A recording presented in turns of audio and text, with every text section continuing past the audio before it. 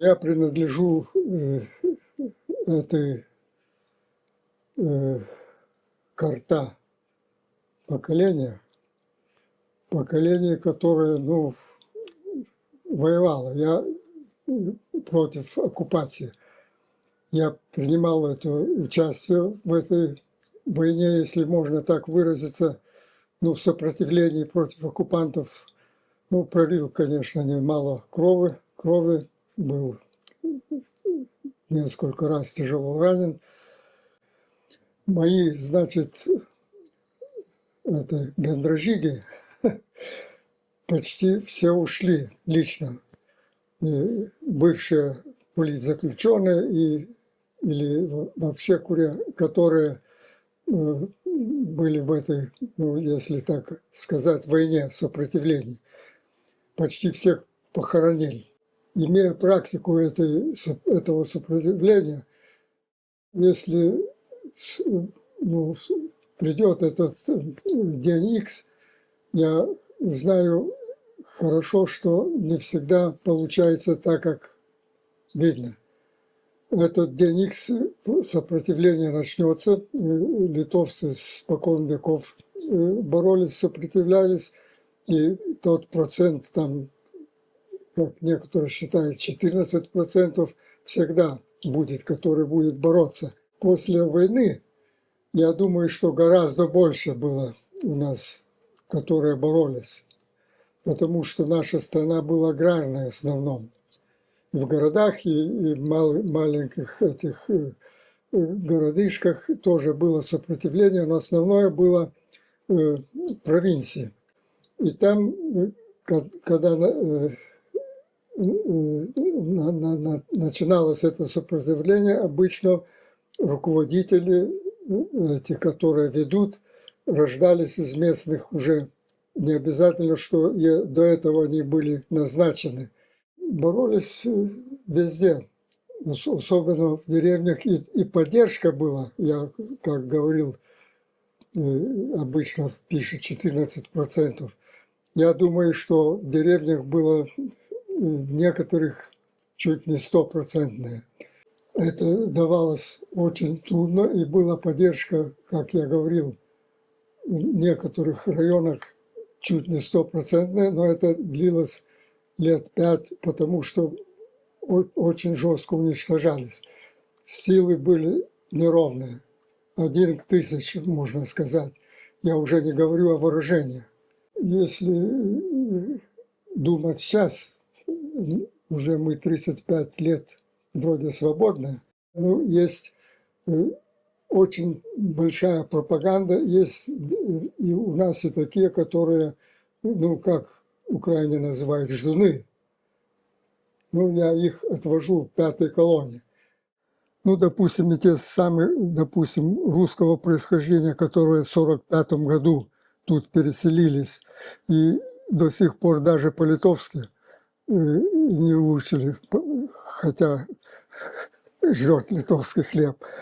Они все время были, чувствовали завоевателей, старшие братья и так далее. Вот сейчас уже они давно не оккупанты, но ждуны. Они верят, что их обратно придет империя с России, с Москвы, допустим, и опять они будут завоевателем. Не дождется, я думаю. Слава Богу, сегодня уже Европа пробуждается. Я надеюсь, что Путину не удастся восстановить империю. К сожалению, очень многие надеются на Украину. Там идет война. Сейчас уже почти ясно, что русские не победить. Хотя там жертвы, все. И вся Европа уже начинает более реально помогать там оружием, деньгами и так далее. Так у нас все думают, не все, конечно, но большинство думает, что до нас не коснется это дело. Украина спасет. Но допустим, я 100% на это не надеюсь, а именно думаю, что надо быть всегда готовым и готовиться серьезно, что могут дойти до нас. Европа не защищена. Она имеет очень хорошую авиацию, все, но это не от дронов. И, допустим, пускать миллионы стоимости ракеты на дрон – это абсурд какой-то. Надо всегда думать на самое худшее. Надеяться на НАТО, на эту дружбу, все это обязательно надо. Но думать всегда на худший вариант. Думать, что ты сам будешь делать. Каждый из нас, допустим, имеет свой кружок, где там разговаривает, и этот кружок, как говорится, идет по сторонам и тоже разговаривает. В Литве есть очень много таких, которые не принадлежат ни Шауляцкой, ни Савонору Курею, но они готовятся, тайно готовятся. Я думаю, что если придет это время X, будет кто будет сопротивляться. Не все сбежит, не все дадутся. В моем, как говорится, с кем я общаюсь, этот ряд сужается, потому что очень пожилые люди в основном. Каждый, кто семью создал, и бывшие зэки, они, допустим, я уже пронуков имею, они все знают, с ним говорю. Также и другие, это понятие, что надо за свободу бороться, она, как говорится, с неба не падает, надо самим все создавать. Я надеюсь, что все будет хорошо. Каждый житель должен заранее определиться, он будет защищать свою страну или нет. Если он склонен убежать, так, это его дело, конечно, но это плохо. Если большинство будет настроено так, что надо отступать и спасаться, бежать, а не бороться, так он просто недостоин быть свободным.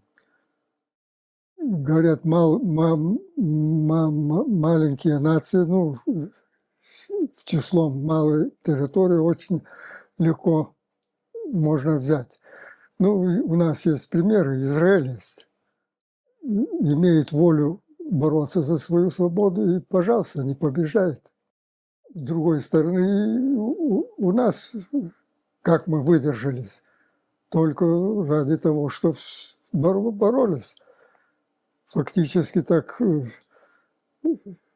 оккупации мы были много раз, все время боролись. Отказаться никто не откажется от сладкой жизни. Который живет в сладкой жизни, не откажется. А стремится большинство к этой сладкой жизни. Хорошей жизни. И это нет порок какой-то. Нормально. Человек работает, трудится, он хочет как лучше жить.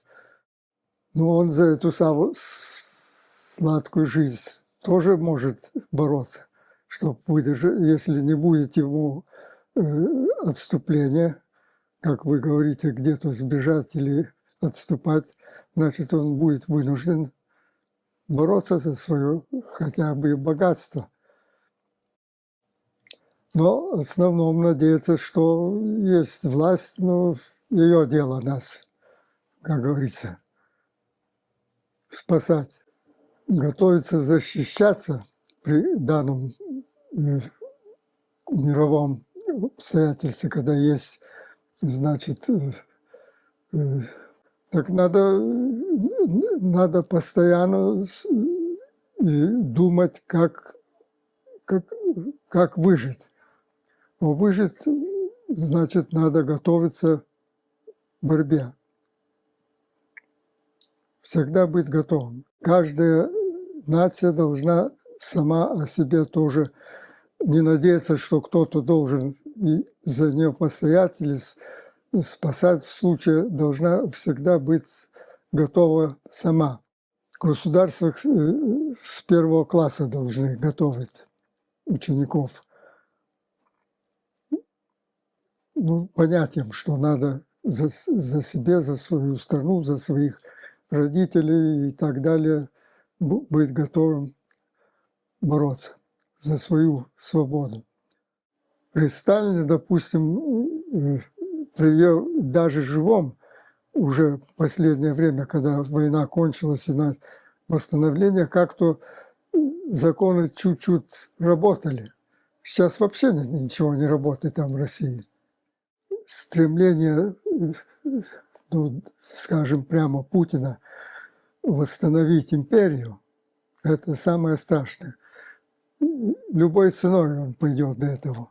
Он как маньяк, но не жалея своих. Сейчас, хотя с войной с Украиной он своих инвалидами и там мертвыми сделал выше 1 миллиона, наверное, людей. За что Советский Союз при Сталине было, это гораздо больше сила, чем сейчас. Но несмотря на это, кремлевская агрессия сейчас даже больше, чем при Сталине было. Несмотря на это. Трудно сказать, откуда это в крови имперское, значит, он может голодовать, может, но все он в основном за империю. Я когда сидел в тюрьме во Владимире после второго побега, так сидел одно время с нами, значит, русский такой, довольно образованный. И его родители были, ну, с Колчака там белогвардейцы, не рядовые, там высшие офицеры. У него убили родителей, всю семью.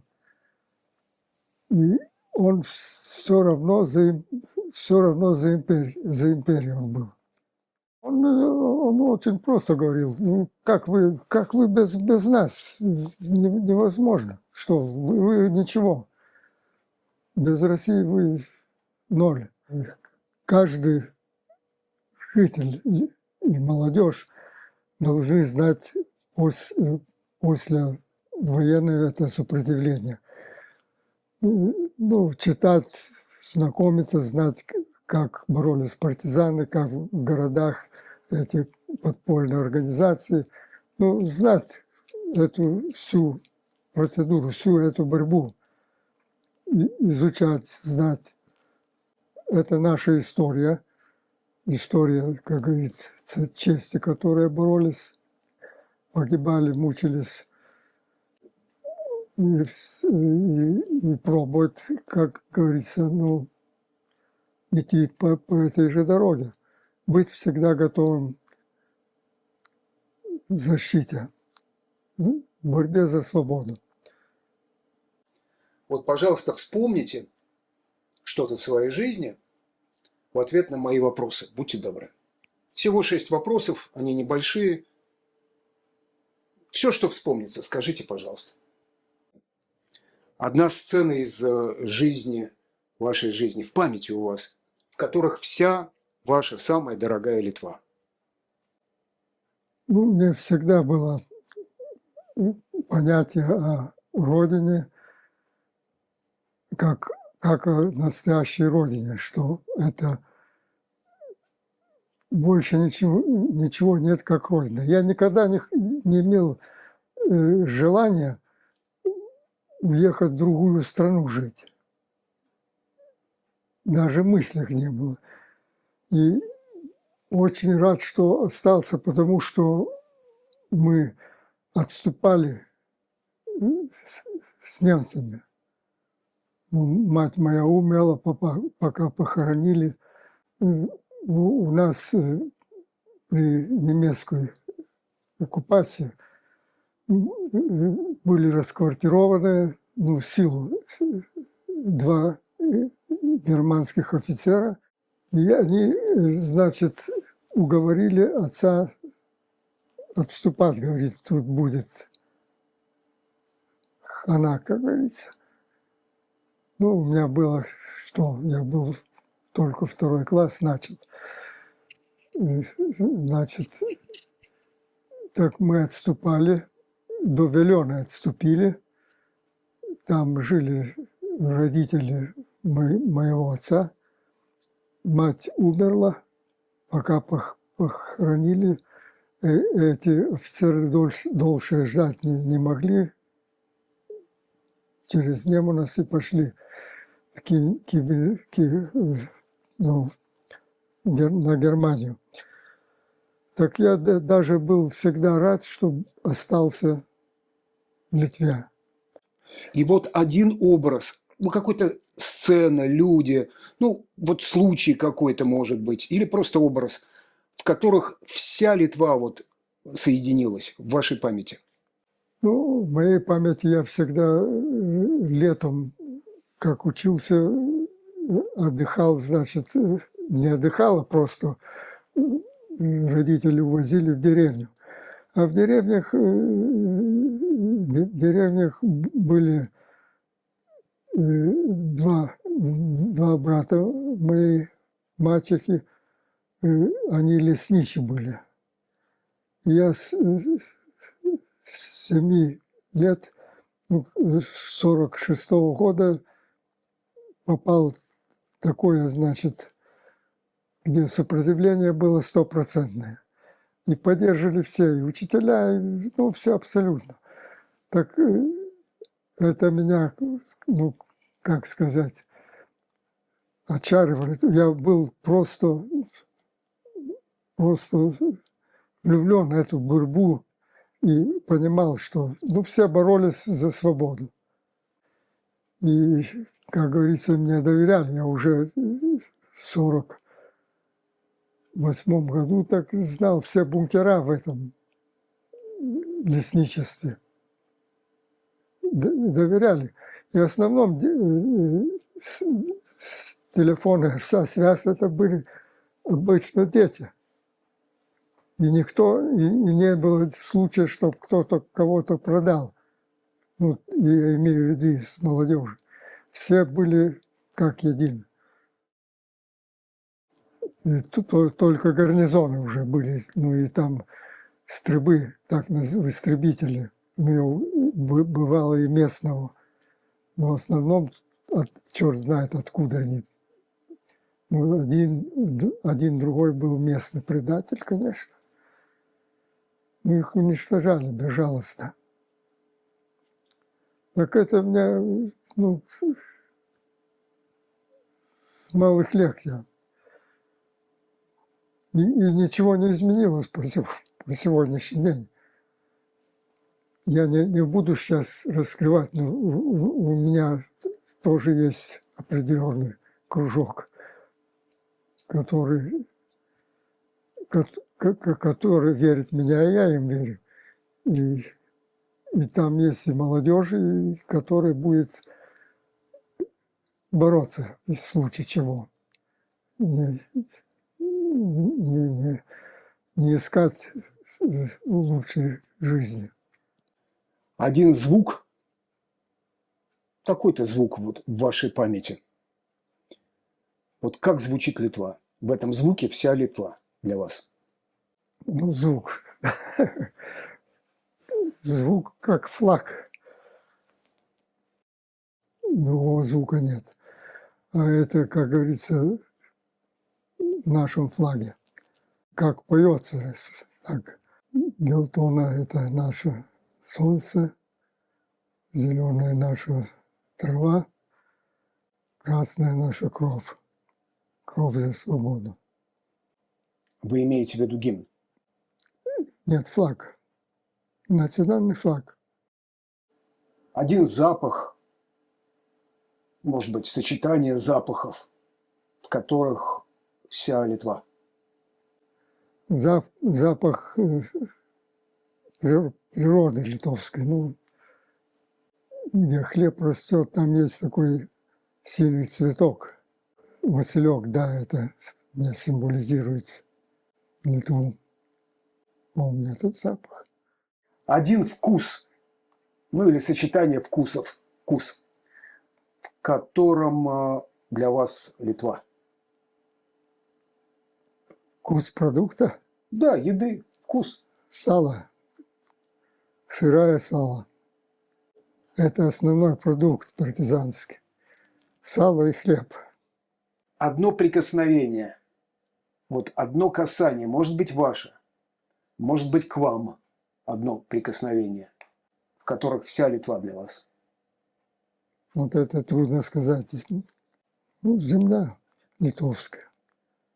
Самое важное в вашем опыте, в вашей жизни предчувствие. Когда вы думаете о Литве, вот какое предчувствие вспоминается, самое важное в вашей жизни? Предчувствие, что в основном, что Литва будет свободная. Я в это верю. Вечно будет свободная. Нация не исчезнет. Visus kviečiu nenuilstamai kovoti tiek protu, tiek veiksmais už Lietuvos laisvę. Tik savo asmeniškai ir visos tautos laisvę. Visais įmanomais būdais. Tai yra mokslu, fizika, darbu, nu, pilnu, reiškia, pilna apimtim kovoti už Lietuvą. Kad jin išliktų amžinai ir kad turėtų tendenciją tobulėti ir būtų vienodai teisinga visoms kitoms tautoms. Nu, galbūt užteks. Genukt.